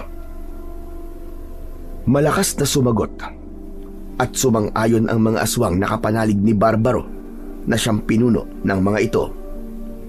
Hindi natin patatahimikin ang mga nilalang na naninirahan sa baryo. Sila ang unang nagdeklara ng gera sa pagitan ng mga aswang at mga tao dahil sa ginawa nilang pagpatay sa ating mga kasama. Kaya dapat lamang natin silang iganti. Kaya papatayin din natin sila gamit ang ating mga kamay. Nagbubulungan ang mga aswang nakaharap ni Barbaro. Sa mga sinabi ng kanilang pinuno ay lalo lamang pinag-alab ang galit na nasa dibdib ng mga nilalang ng dilim. Samantala, sa pag-uwi ko sa aking kubo, ay inihanda ko na ang ilang gamit. Kailangan ko rin pumunta ng bayan para bumili ng mga kailangan para sa aking pinaplano. Hindi ba'y kakapunta niyo lamang sa bayan itong nakaraang araw, Tsugardo? May mga nakalimutan kasi akong bilhin. Kaya kailangan kong bumalik doon. Ganun ho ba? Abay, sige ho. Baka maya-maya lang dumaan na po yung tricycle ni Mang Igme. Baka may kailangan ka, isasabay ko ng bilhin. Wala naman po, Chong. Saka baka magpunta rin po ako sa bayan sa mga susunod pong araw. Kumusta nga pala si Inaro? Masakit pa ba mga sugat? Kahit naman po papano ay nabawasan na po yung kirot at nagsisimula na pong matuyo. Maigi naman. Sabi ko naman kasi sa iyo mahusay yung katas ng halamang gamot na ibinigay ko sa iyo. Nakakainis nga po, Chong. Hindi pa ganong magaling ang mga sugat pero gusto na namang sumama sa pagroronda. Aba, sabihin mo wag muna. Dahil may mga sugat pa siya, kailangan niya muna magpagaling. Chong, kahit po gumaling na ang mga sugat niya, ay hindi ko na po siya papayagan sumama pa sa pagroronda. Aba, mamaya magtalo na naman kayo niyan. Hindi po baling magtalo kaming dalawa. Kahit pa magalit siya sa akin, okay lang ho. Ang mahalagay mailigtas ko si Inaro sa tiyak na kapahamakan. Minsan pa ay sinabi sa akin ni Miriam na hindi niya na papayagan pa ang asawa na magronda. Habang naglilitanya siya sa mga sasabihin pa sa akin, ay biglang may narinig akong tunog ng tricycle. May dumating ng sasakyan papunta sa bayan, kaya hindi ko na hinintay pang tapusin ni Miriam ang kanyang mga sasabihin. Sinenyasan ko na lang siyang kailangan ko ng sumakay. Hardware shop ang pinuntahan kong tindahan nang makarating ako ng bayan. Doon ko mabibili ang mga kailangan kong gamit. Ang sinakyan kong tricycle na nagatid sa akin papuntang bayan ay siya ring sinakyan ko papauwi. Inarkila ko na ito dahil may kabigatan ang mga gamit na aking pinamili. Nang sumunod na araw ay hindi ako halos lumabas ng bahay. Naging abala ko sa aking proyekto. Kailangan kong gumawa ng mga gamit para matulungan ang mga naninirahan sa baryo na yon. Dahil sa ilang araw kong hindi paglabas ng bahay, alam kong nagtataka ang aking pamangkin at ang asawa niya. May sakit ba si Tsugardo?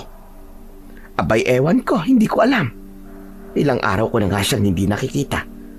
Parang naroon lang lagi sa loob ng bahay niya. Hindi mo man lang ba sinisilip? Baka kung napapano na yun. Malakas pa naman si Chong. Baka gusto lang niya mapag-isa o kaya'y nag-iingat at natatakot sa aswang kaya hindi na halos lumalabas ng bahay niya. Natatakot sa aswang? Aba, imposible naman yata yun. Mukhang wala sa karakter ni Tsugardo ang matakot sa aswang. Saka, isa siyang retiradong sundalo. Veterano siya. Wala sa gaya niya nakatatakutan ng isang aswang. Abay, malay mo ba? Ibang usapan ng aswang, ano? Ay nako, Miriam. Bala nga ng baril at granada. Saka malamang kanyon pa. Hindi niya kinatatakutan. Tapos aswang lang, katatakutan niya. Aba, parang imposible naman yata. Iba ang aswang sa mga armas na sinasabi mo. Pero alam ko matapang ang tiyong mo, Miriam. Kaya lang nagtataka ako. Saan? Hindi siya tumulong para magronda man lang.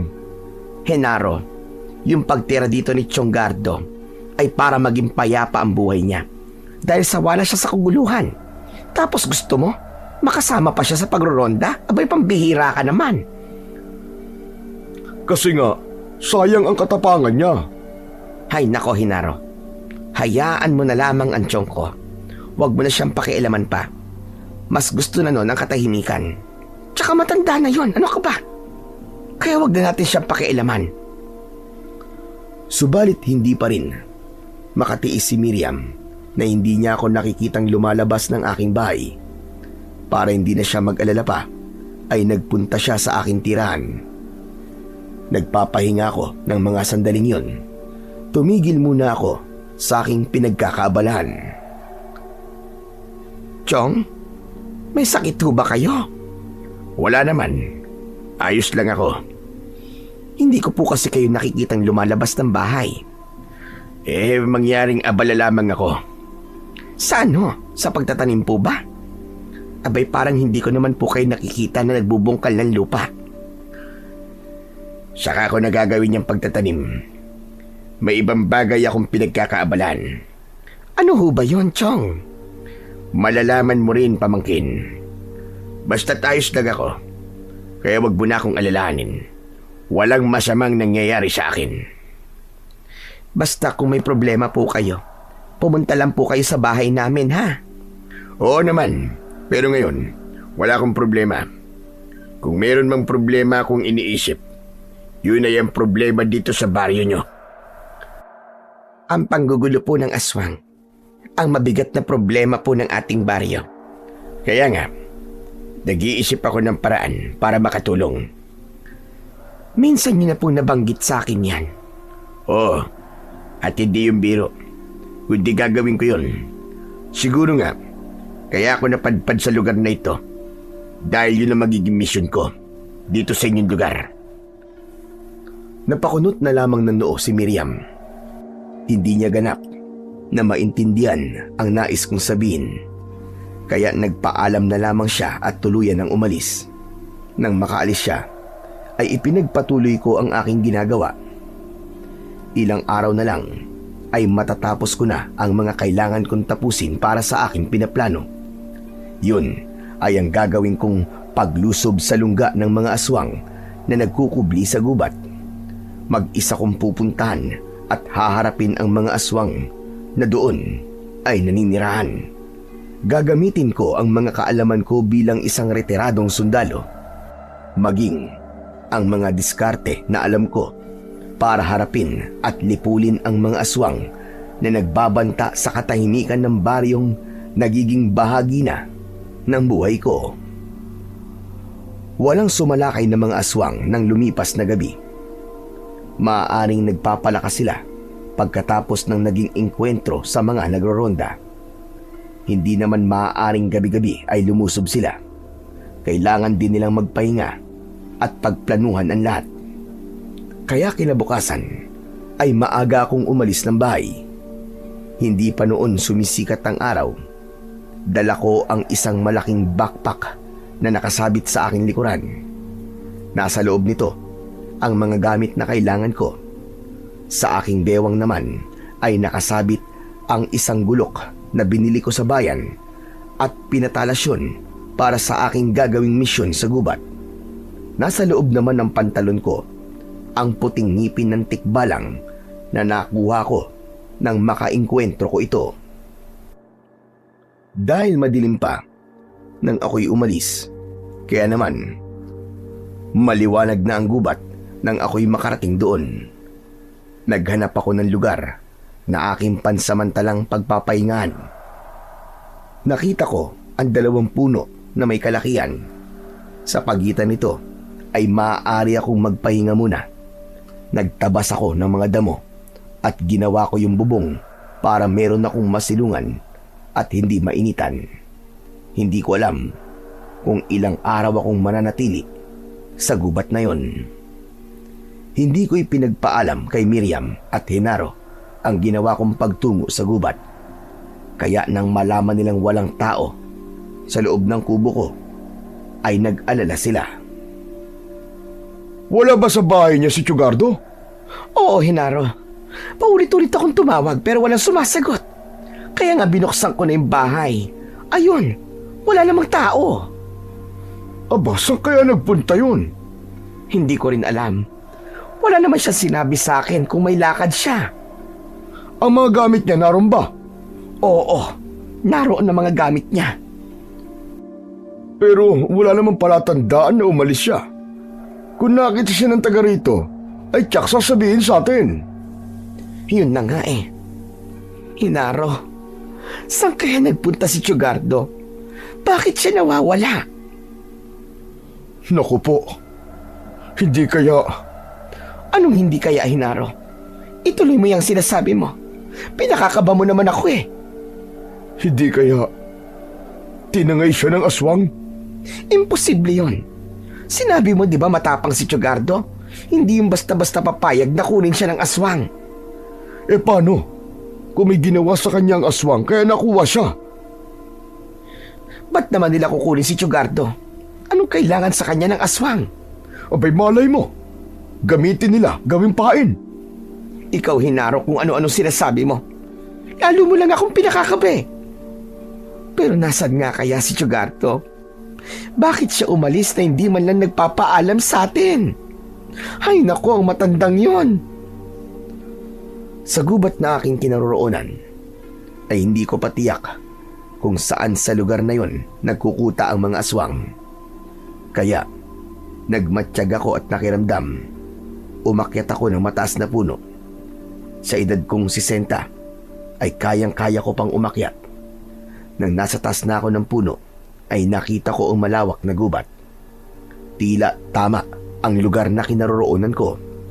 Dahil may natanaw akong usok, ibig sabihin ay merong naninirahan sa lugar na yon. Nanatili ako sa itaas ng puno para ipagpatuloy ang pagmamanman hanggang sa natanaw ko ang grupo ng ilang kalalakian at kababaihan. Sa kanilang anyo ay mababakas ang kakaiba nilang kilos. Maging ang kanilang mga mata ay maitim ang paligid, kaya mapapansing madilim ang kanilang mga muka. Kaya natitiyak kong sila ang mga naninirahan sa lugar na natanaw ko kung saan ay mayroong usok. Malakas ang kutob ko na sila ang mga aswang na sumasalakay sa aming baryo. Wari merong gagawing pagtitipon sa lugar ng mga aswang. Kaya kung meron silang gagawing pagtitipon, ay tiyak na hindi mo na sila lilika ng kaguluhan sa baryo. Kaya tama lang ang pagkakataong yun. Dahil magagawa ko ang aking pinaplano.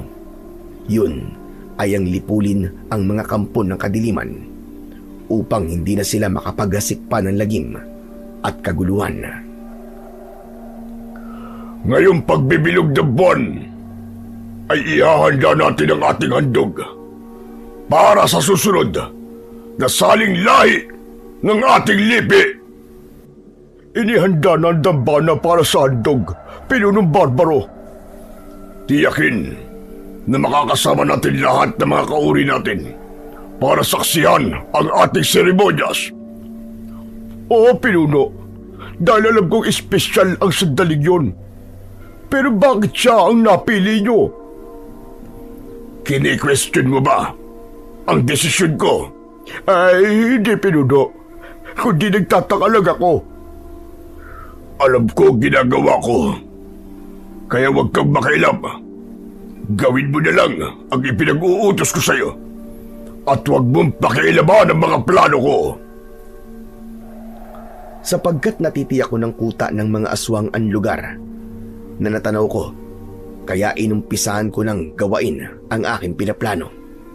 Sa pamamagitan ng mga dala kong gamit ay gumawa ako ng mga patibong sa mga puno at mga makakapal na halaman.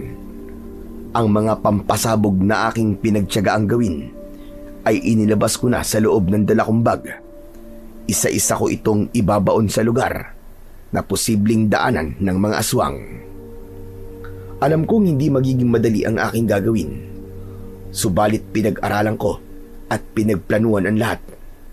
Kahit ako'y nag-iisa lang, ay pagsisikapan kong lipulin ang mga aswang na banta sa katahimikan ng baryo. Kaya sa maghapong yon, sa mga oras na nagpapahinga sa kanilang kuta ang mga aswang, ay sisimulan ko ng kumilos para sa mga bitag na aking gagawin. Gamit ang mga lubid, net at iba pa, ay magagawa nitong siluin ang mga aswang na maliligaw sa lugar na aking paglalagyan ng mga silo. Pumutol din ako ng maliliit na puno at nilagyan ko yun ng tulis. Maaaring gamitin yon laban sa mga aswang.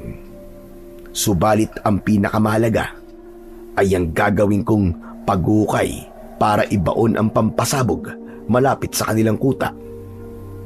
Hindi ako dapat magkamali sa aking mga galaw dahil mahalagang tama ang bawat kilos ko. Kundi masasayang ang lahat ng pagod ko kung mabibigo lamang ako. Alam kong kasama sa kahit na anong misyon ang mabigo. Kaya lamang, hindi dapat mangyari sa pagkakataong yun. Samantala, sa lugar ni na Miriam, ramdam ko ang kanyang pag-aalala. Kaya ipinaalam niya na yon kay Kapitana Esmeralda ang aking pagkawala. Sigurado ka bang nawawala ka ang tsugardo mo? Opo, Kapitana. Paghapon na po siyang hindi umuwi. Abe, baka mamaya niyan may pinuntahan lang. Pero hindi po siya nagpaalam, Kapitana. Kaya nga ho nag-aalala na ako. Lalo na ngayong may mga aswang na nanggugulo dito sa baryo natin. Iniisip mo ba na tinangay siya ng aswang? Yun na nga ho ang ikinakabahala ko, Kapitana. Lalong di natin siya maililigtas. Lalo na kayong natatakot na mga kalugar natin. Wala nang gustong sumama sa pagroronda. Paano na po ang tsugardo ko, Kapitana?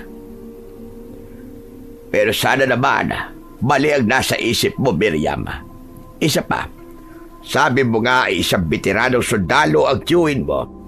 Kaya alam kong hindi ang kagaya niya ang basta-basta na lamang tatagayin ng aswang. May kutob akong may iba siyang pinagkakabalaan. Hindi siya tinagay ng aswang, gaya ng ikinakabahala mo. Sumapit na ang takip silim. Unti-unti nang kinain ng dilim ang kagubatang kinaroroonan ko. Hudyat na rin yon upang simulan ko na ang aking misyon. Mula sa puno na aking naging pahingan at kublian ay narinig ko ang pagkakaingay ng mga instrumento na posibleng gagamitin nila sa isang seremonyas. Hindi ko alam kung ano at para saan ang kanilang seremonyas na gagawin. Bumaba na ako ng puno para simulan ang binuo kong plano. Kailangan kong makalapit sa pinakakuta ng mga aswang. Kapag nakita nila ako, tsak nagagawa sila ng paraan para ako'y tugisin. Kaya yun na ang pagkakataon ko para sumunod sila sa akin sa mga lugar ng patibong na aking ikinalat. May mga ilaw na sulo na nakapalibot sa kuta ng mga aswang. Yun ang nagsisilbing liwanag sa kanila. Naisip ko, mapakikinabangan ko ang mga sulo na yon sa aking pinaplano. May mga ingay akong narinig na tila umuungol ang mga aswang na naroon. Dahil madilim na ang buong kuta, kaya hinala ko. Nasa anyo na sila ng pagiging aswang. Kaya wala akong nakikitang tao. Sa pagkakataong yon, sinadya kong lumikha ng ingay upang makuha ang atensyon ng mga nilalang ng dilim na nagkakatipon sa loob ng kuta. Nakarinig ako ng ingay at naaamoy ko rin ang sariwan dugo ng tao. May nakasalisi at nakarating sa lugar natin. Kumilos kayo! Kailangan mahuli kung sino man siya. Hindi niya maaaring sirain ang ating seremonyas. Agad na kumilos ang mga aswang. Hinanap nila ang kinaroroonan ko. Nang mga sandaling yon nakahanda ako. Hindi ako nakakubli dahil sinadya akong lumantad sa lugar na makikita kagad nila ako. Kaya hindi ako nagkamali nang makita nila ako ay humabol ang mga aswang sa akin. Mabilis naman akong tumakbo. Sinadya akong magpahabol sa kanila. Iisang direksyon lang ang tinataha ko. Doon sa lugar na nilagyan ko ng mga patibong. At alam ko na sinusundan nila ako. Ang liwanag mula sa sikat ng buwan ay sapat para makita ko ang aking dinaraanan kahit makapal pa ang mga damo at maraming nakaharang na mga halaman. Tandang-tanda ko ang mga lugar kung saan ko ipinwesto ang mga patibong dahil na rin sa kapirasong tela na aking palatandaan. Kaya nang makita ko ang isang tela na nakatali sa isang halaman, ay umiwas ako doon. Saka nagtago ako sa isang kubling lugar. Nasa 100 metro ang layo ko sa aswang na humahabol sa akin. Kaya hindi nila napansin ang pagtatago ko Dahil na rin sa malalagong halaman, mula sa aking pinagtataguan ay narinig ko ang kanilang mga yabag at kaluskos. Malapit na. Malapit na sila. Saglit pa, ay malakas na ungol at angin ng aswang ang aking narinig. Nasilo sila sa ginawa kong bitag. Gumapos sa kanilang katawan ng lubid. Kasunod, ang matutulis na kahoy na biglang umigkas at bumaon sa katawan ng mga aswang. Hindi makapaniwala ang mga aswang sa kanilang sinapit. Ang sinapit nilang yon, ang kanila na ring magiging kamatayan. Lalo na't ang bawat tulos na aking ginawa ay pinahiran ko ng pinagbabaran ng asin at bawang. Ipinagtaka nila, meron palang mga nakatanim na panganib sa lugar malapit sa kanilang kuta. Ang kasama ng aswang na nakakita ng sinapit ng kanilang mga kasama ay nataranta. Umurong sila upang umiwas sa mga patibong na nakakalat. Subalit sa bawat pag-akbang nila paurong ay nakakaapak naman sila ng itinanim kong pampasabog. Sumambulat ang mga aswang na nakaapak ng mga pampasabog at nagkawarak-warak ang kanilang mga katawan. Ang malakas na pagsabog na yon ay lalong nambulahaw sa iba pang mga aswang. Anong ingay yun? Mukhang napapalaban na ang mga inutusan kong kasama natin. Kayong mga lahing gamunan, sundan niyo ang mga inutusan ko. Tulungan niyo sila! Agad na sumugod ang mga aswang na inutusan ng kanilang pinuno. Tumakbo silang alamin kung saan galing ang pampasabog. Kaya lamang, nang marating nila ang lugar na kinaroroonan ng sumabog na mga aswang, ay nakita nila ang nagkalat na lamang loob at bahagi ng katawan. Nahintakutan sila at nagpalinga-linga dahil naramdaman nilang delikado sila sa lugar na yon. Kaya bago pa sila nakabalik sa kuta ay lumantad ako at gamit ang aking gulok ay sinugod ko sila at isa-isang pinaghahataw ng taga. Tinamaan ko sila sa kanilang katawan at ulo. Subalit hindi doon natapos ang pakikipaglaban ko sa mga aswang. May mga dumating pang aswang na maaaring inutusan din ng kanilang pinuno. Kaya minsan pa'y gumana ang mga itinanim kong pampasabog at mga bitag na sumilo at pumatay sa kanila. Walang nakaligtas sa kanila dahil sa bawat pampasabog na aking itinanim na kanilang naapakan ay hindi lang isang aswang ang bumubulagta. Saglit pa ay tumahimik ang lugar. Wala akong naramdamang mga aswang na paparating. Naisip ko, maaaring nag-iingat na sila o pinagbawalan ng kanilang pinuno na sumugod sa lugar kung saan may mga nakatanim na pampasabog. Mukhang naduduwag na sila. Pero hindi pa ako tapos sa kanila. Alam kong mayroon pang natitira sa kanilang kuta. Ang nais ko ay lipulin silang lahat.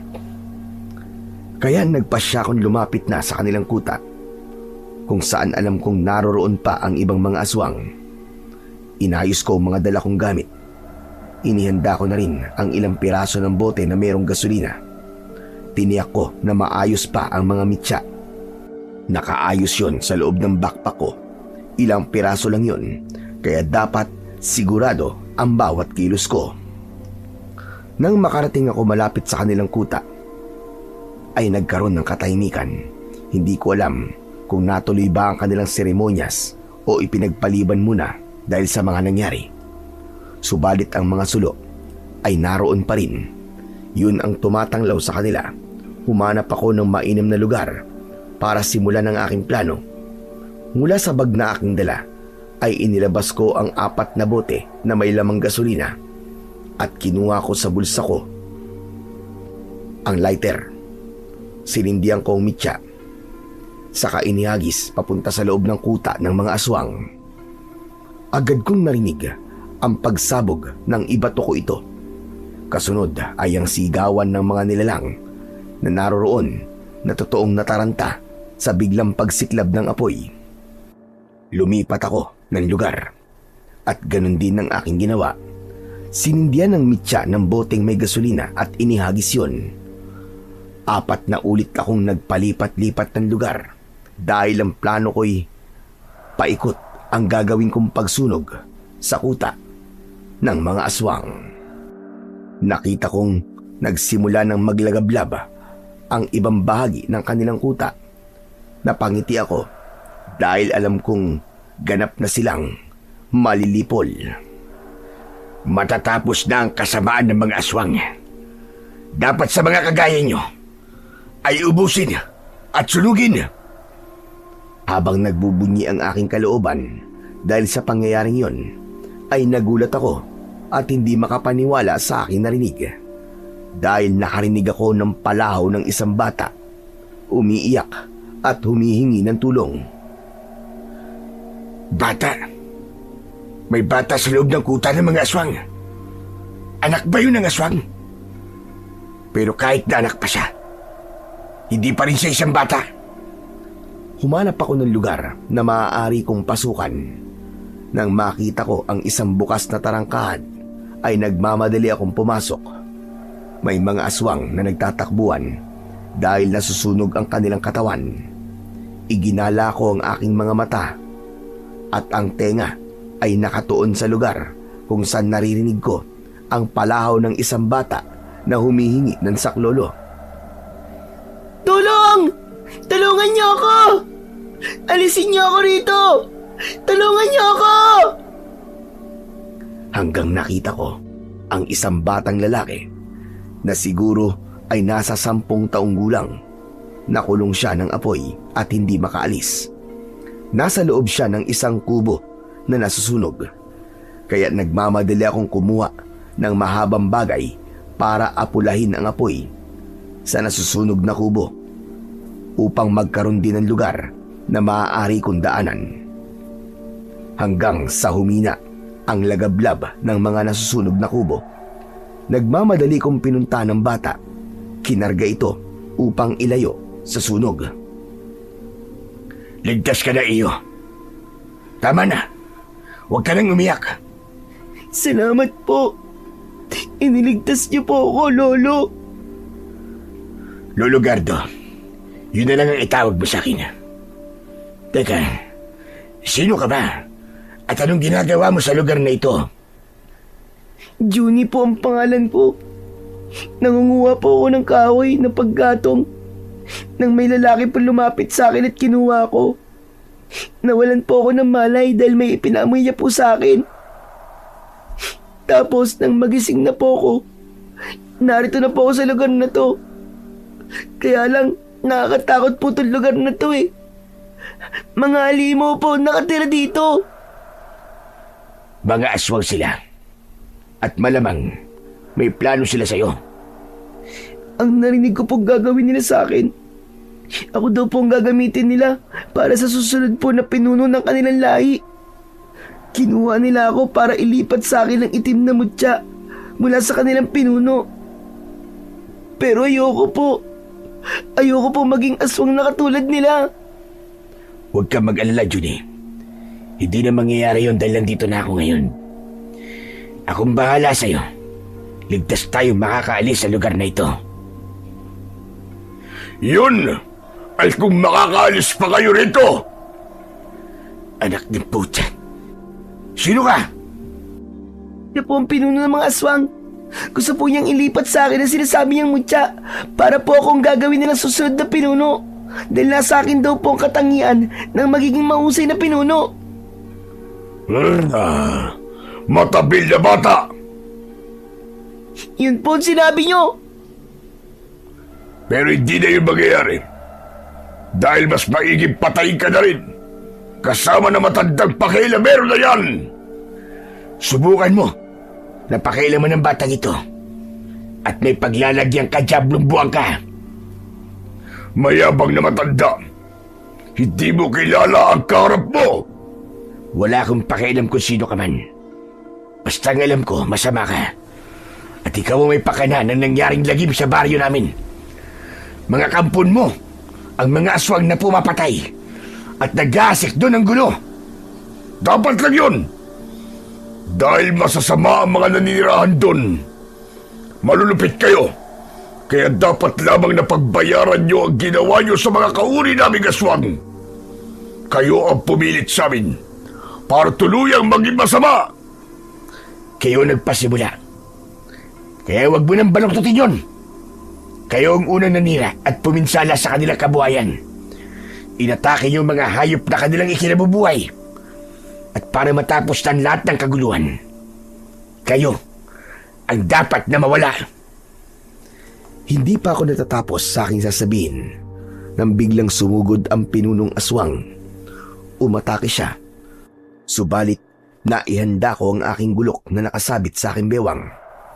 Agad kong kinuha yon at pasulubong na itinarak sa katawan ng pinunong aswang. Bumaon yon sa kanyang katawan lagpas sa kanyang likod. Umangil at pumalahaw ito. Lalong nagwala. Hinugot ko ang mahabang gulok. Umagos ang dugo sa sugat sa kanyang tiyan. Subalit na natiling buhay at handa na namang sumugod sa akin.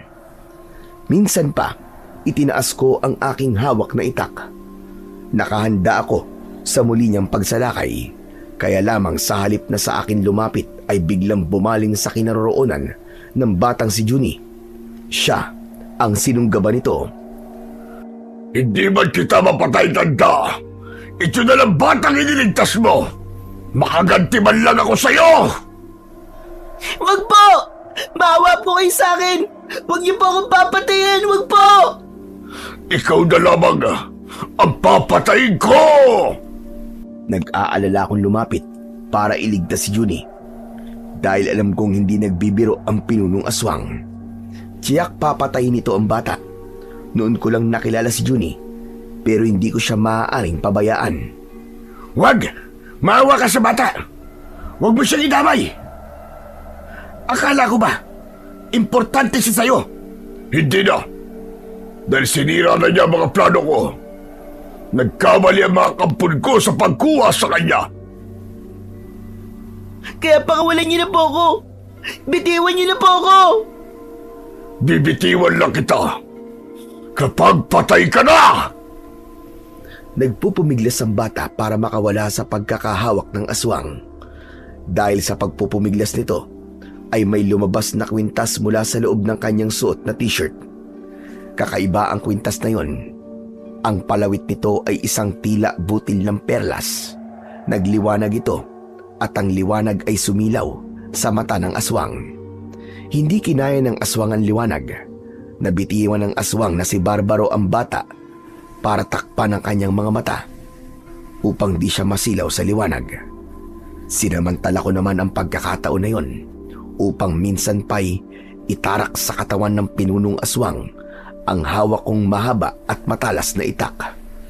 Paulit-ulit kong isinaksak yon sa kahinayaang nakabaon. Lalong pumalaw at umatungal ang nasasaktang aswang. Saglit pa ay unti-unting nanghina at bumulagta ng walang buhay sa lupa. Nagawa kong talunin ang pinuno ng aswang. Alam kong malaking tulong sa akin ang tangan ko na puting ngipin ng tikbalang para maging mas malakas ako. Nagmamadali kong pinuntahan si Juni na nanginginig pa rin sa takot. Niyakap ko ang bata at pinakalma. Tama na. Huwag ka nang umiyak. Patay na ang halimaw. Wala na siya. Hindi niya na tayo mapapakialaman. Salamat po. Maraming salamat po, Lolo Gardo. Napatitig ako sa kwintas ni Juni. Pamilyar sa akin ang kwintas na yon. Hindi ako maaaring magkamali. Bakit titig na titig po kayo sa kwintas ko? Hindi ko po alam na may power up po pala ang kwintas ko na to. Lagi lang po kasi itong nakatago sa t-shirt ko eh. Siguro po kung nakalabas to, baka hindi na po ako nabiyag ng mga aswang at hindi po ako nadala rito. Saan ba galing ang kwintas mo na yan, Juni? Bigay po to sa akin ng namatay kong nanay. Sabi po ng nanay ko, pinamana raw po to sa kanya ng nanay niya. Ng lola ko po. Anong pangalan ng lola mo? Lola Soledad po. Soledad Santo Cristo. Pagkarinig ko ng pangalan na yon na binanggit ni Juni, napayakap ako ng maigpit sa bata. Kasabay, ang pagdaloy ng alaala tungkol kay Soledad Santo Cristo. Ang nag-iisang babaeng minahal ko. Hindi ko siya nabalikan dahil sa palipat-lipat kong destino. Ang kwintas na suot ni Juni, ang tanging alaala ko sa kanya, nakatunayan ng aking pagmamahal upang balikan siya. Kwintas yun na may mutya ng buhay na bato. Bago kami nagkalayo ni Soledad, ay nasabi niyang nagdadalang tao siya. Kaya ngayon, hindi ko na kailangang alamin pa. Ramdam ko at sa lukso ng dugo, ang batang kasama at yakap ko ngayon ay aking apo dahil anak siya ng anak namin ni Soledad. Bakit niyo po ako niyayakap, Lolo? Natutuwa lang ako sa iyo, Juni. Gusto mo na bang bumalik sa inyo? Wala na po akong babalikan. Ulila na po ako. Nag-iisa lang ako. Kaya sumama ka na lang sa akin. Gusto mo ba akong maging lolo? Opo, gustong-gusto ko po, Lolo Gardo. Kasi po mabait po kayo. At iniligtas niyo po ang buhay ko. Tapos na at nalipol na ang mga aswang. Kasama ko nang bumaba ng gubat si Juni, ang aking apo. Saka ko nalang sasabihin sa kanya ang katotohanan at ang buong kwento. Ikinagulat naman ni na Miriam at Hinaro nang ako'y makita. Pero masaya sila dahil buhay pa ako. Maraming tanong sa kanilang mga mata. Lahat ng yon ay isa-isa kong sasagutin at ipapaliwanag sa kanila kapag katapos kong magpahinga. Wala na. Ubus na ang mga aswang. Magiging payapa na uli ang baryo na ito. Kung dumarating man ang mga hindi pangkaraniwang pangyayari na nakakapinsala ng ating buhay at pamumuhay, maging positibo lang tayo na laging maglalaan ang tadhana ng taong tutulong sa atin dahil hindi pahihintulutan ng may kapal na mamalagi ang kadiliman, kundi gagawa siya ng paraan upang tayo'y tulungan para maghari ang katahimikan at kapayapaan. Hanggang dito na lamang po ang kwento.